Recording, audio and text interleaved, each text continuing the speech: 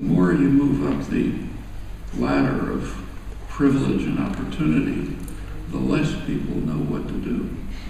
Privilege confers opportunity, opportunity confers responsibility. You can do almost anything you want. The government can't force you, it can't coerce you in the way it used to. The government still has means of coercion, but nothing like in the past.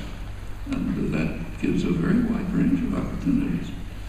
Educational, organizational, activism of all kinds. There's no magic tricks to this. I mean, there's been a lot of progress over the last years. In fact, even the last generation, there's been a lot of progress in all sorts of things. But so take, say, environmental concerns. There was none in the 1960s, virtually nothing.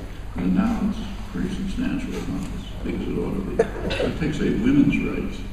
That's the main change that's taken place in Western society. It's enormously different. Minority and civil rights, opposition to aggression. It's quite striking. So take, say, the Iraq War.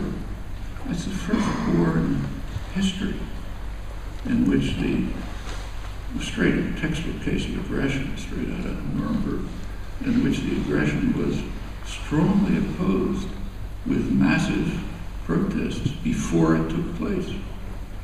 Nothing like that in history. When the U.S. invaded South Vietnam 50 years ago, the event took place, but it's not known because there was no interest and no protest. It was years before any protest developed. The country was practically destroyed. Well, these are big changes in consciousness, awareness, and they affect policy. And they're not gifts from above. They come from dedicated, committed organizing and activism. And it has to be of the kind that's somewhat foreign to the consciousness of especially young people. It's not going to happen fast. There isn't going to be any instant gratification. There's going to be regression, backsliding, but you have to keep going. There's a lot of problems with the old Communist Party, all kind of problems. But the one thing that was good about it was that the people who participated knew that you're going to have to keep at it. You can't give up when this effort fails. You just learn from it and go on to the next step. It's going to be a long struggle. And that's what everything is.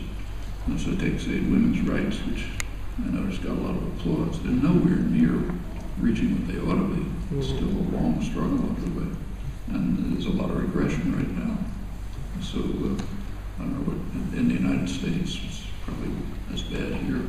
There's a very strongly growing movement to eliminate a woman's right to control what happens to an organ of her body, namely a fetus. There are now legislation being enacted in several states defining personhood as fertilized egg. Pretty soon there'll be, you can imagine legislation to say that women should be allowed to wash their hands because thousands of cells. Monopolization of the issuance of credit money, our money to trust, the capitalization or securitization of the trust community. The collusion of these two ancient arguments is surely, is it not a defining character of really existing capitalism? And the backing up of this collusion by the state, with its monopoly of force, imprisons and enslaves, surely. Thank you. Let's take that. Actually, credit is a very tricky issue. It's very hard to have, I think there are a lot of illusions about that. You can't have a modern, complex society without a central bank of some kind. It can vary what it does, but it just can't survive otherwise. And a central bank combined with a treasury is going to produce money. There's no other, you can imagine totally different systems, but any system that's even thinkable is going to have something like that. The land case, I think, is a much more fundamental one. And in fact, here it's worth thinking about a little history. I'm sure you all remember something called Magna Carta. Pretty soon we'll be commemorating the 800th anniversary. It's usually forgotten that Magna Carta had two parts. One was the Charter of Liberties, and the other was the Charter of the Forests. The Charter of Liberties is in fact being shredded. There are big attacks on the fundamental rights of due process and so on that are 800 years old, at the core of Anglo-American law. But much more striking is what happened to the Charter of the Forest.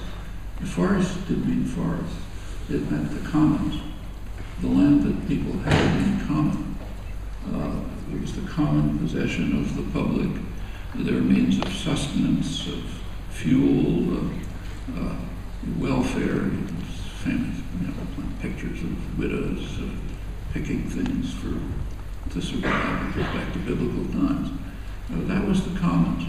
And contrary to capitalist doctrine, the general conception now is captured in what's called the tragedy of the commons. If things are left in the commons, a general possession is going to be destroyed, which is true under capitalist ideology, but totally false in history. The commons were cultivated. They were the common possession of the current generation and future generations. So you take a look at the commons in the pre-capitalist period, they were very well cared for. I mean, a lot of this survives in sort of mythology, like the Robin Hood stories.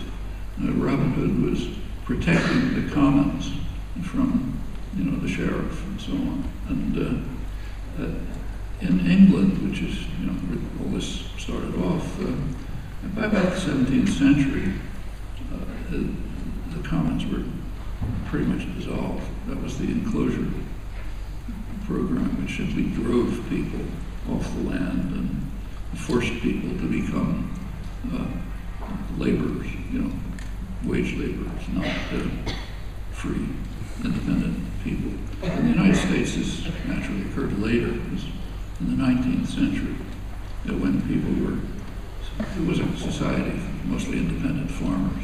I mean, put aside the fact that required extermination of the native population, small footnote. But after that, we put slavery aside. But for those who sort of made it, it was free, independent farmers. And in the mid-19th century, there were efforts to undermine that, to turn them into wage laborers. And there was tremendous resistance to it, just as there had been in England a couple of centuries before, 1640s and so on. The wage labor was regarded in the United States as essentially the same as chattel slavery. That was, the Republican Party program had a position saying exactly that. The difference between wage labor and chattel slavery is just that wage labor is temporary. It took a lot of effort to try to drive that out of people's heads, just as it had in England. But the end result is you destroy the commons because you privatize them. And then, contrary to the tragedy of the commons doctrine, that's when it gets destroyed. And you can see this in the reaction of the indigenous societies to protection of the environment. They're pre-capitalist. So for them, the commons are the commons, like it was in 13th century England. We take care of it. We want to preserve it for our descendants. We live in some kind of no romantic picture of noble savages, but they basically want to live in some relation with nature. You take a look at countries like Bolivia and Ecuador. They've actually installed the rights of nature into the constitutional system. Sophisticated Westerners laugh at this, isn't this silly? But unless we can get some kind of incorporate that sensibility somehow, we're all going to be doomed. And that goes right back to what you're talking about, making the commons, a common possession of everyone, which we all take care of, and not hand over to private power to exploit for its own reasons. I think that's quite right.